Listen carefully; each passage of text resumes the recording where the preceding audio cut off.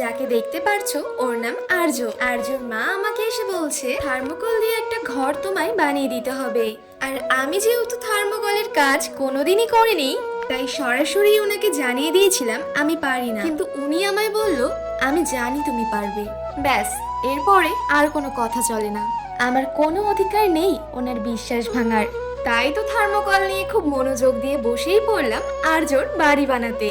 প্রথমে একটা বাড়ির স্ট্রাকচার কল্পনা করে থার্মোকলগুলোকে মাপঝোক মতো কেটে পরপর আঠা দিয়ে বসিয়ে নিয়েছি।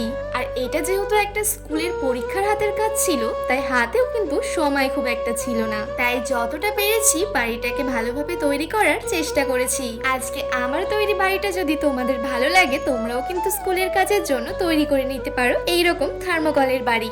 আর আর্যর মায়ের বিশ্বাসটা কিন্তু আমি খুব ভালোভাবেই রাখতে পেরেছি, কারণ থার্মোকলের বাড়িটা ওদের ভীষণ পছন্দ হয়েছে।